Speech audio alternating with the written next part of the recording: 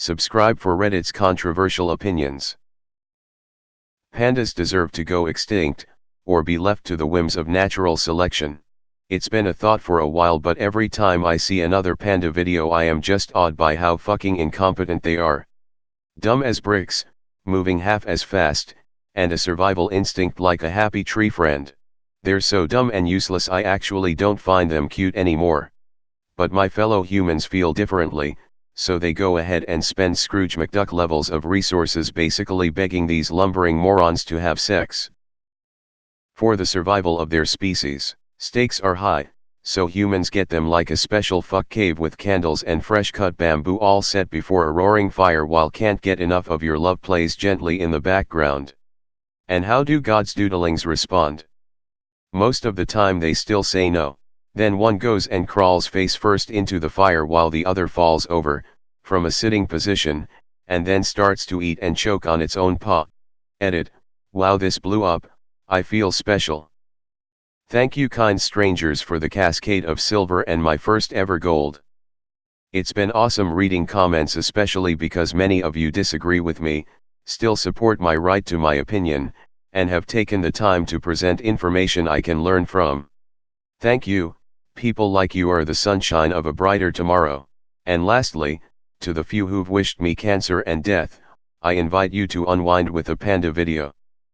Survival instinct like a happy tree friend is probably the best thing I've read on Reddit in a while. I don't know, man, I saw the panda do some karate in a documentary. I think they're just pretending to be lazy until they gotta unleash that inner kung fu.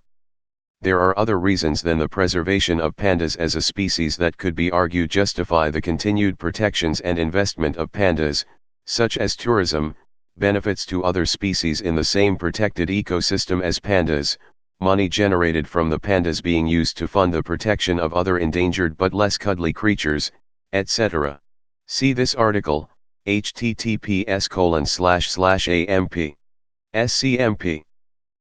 com/news/china/article/2158235/China making huge profits its giant panda protection program, as an example. Real unpopular opinion. Upvoted. Despite that, I fully disagree with you. Honestly, we only keep them alive because they're cute. Good job, you not only have an unpopular opinion, but a scientifically inaccurate one too. Credit to /u/99 trumpets. https://www. reddit.com/u/99 trumpets, for this write-up. Biologist here and lead organizer of the official Unidden fan club with a PhD in endocrinology and reproduction of endangered species. I've spent most of my career working on reproduction of wild vertebrates, including the panda and 3 other bear species and dozens of other mammals. I have read all scientific papers published on panda reproduction and have published on grizzly, black bears, sun bears and bears in the San Francisco region. Panda rant mode engaged. There is nothing wrong with the giant panda. Wall text of details. In most animal species, the female is only receptive for a few days a year. This is the norm, not the exception, and it is humans that are by far the weird ones. In most species, there is a defined breeding season. Females usually cycle only once, maybe twice, before becoming pregnant, do not cycle year-round, are only receptive when ovulating and typically become pregnant on the day of ovulation. For example, elephants are receptive a grand total of 4 days a year, 4 ovulatory days x 4 cycles per year. The birds I did my PhD on for exactly 2 days, and there are millions of those birds and they breed perfectly well. Grizzly bears usually 1 to 2 day, black bears and sun bears too. In the wild this is not a problem because the female can easily find, and attract, males on that one day. She typically knows where the nearest males are and simply goes and seeks them out, or, the male has been monitoring her urine, knows when she's entering estrus and comes trotting on over on that one day, easy peasy. It's only in captivity, with artificial social environments where males must be deliberately moved around by keepers, that it becomes a problem.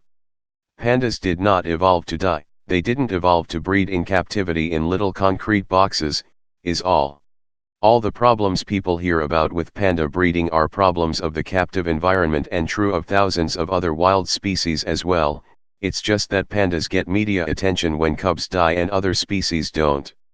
Sun bears won't breed in captivity, sloth bears won't breed in captivity, leafy sea dragons won't breed in captivity, Hawaiian honey creepers won't breed in captivity, on and on. Lots and lots of wild animals won't breed in captivity. It's particularly an issue for tropical species since they do not have rigid breeding seasons and instead tend to evaluate local conditions carefully, presence of right diet, right social partner, right denning conditions, lack of human disturbance, etc., before initiating breeding.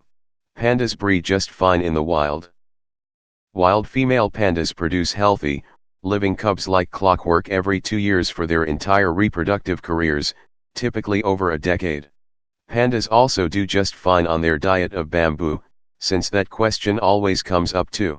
They have evolved many specializations for bamboo eating, including changes in their taste receptors, development of symbiosis with lignin-digesting gut bacteria.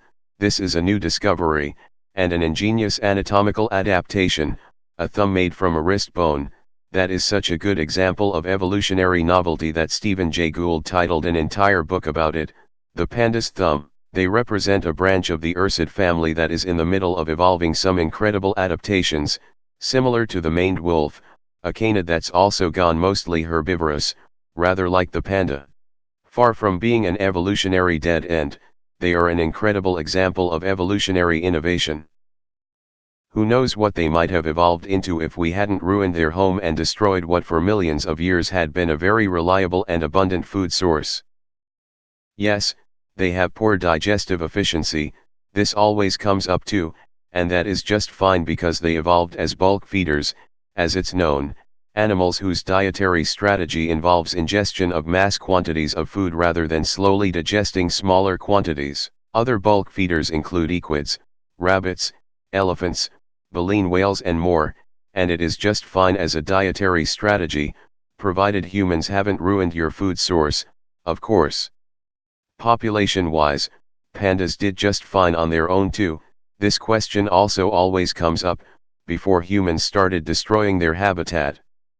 The historical range of pandas was massive and included a gigantic swath of Asia covering thousands of miles.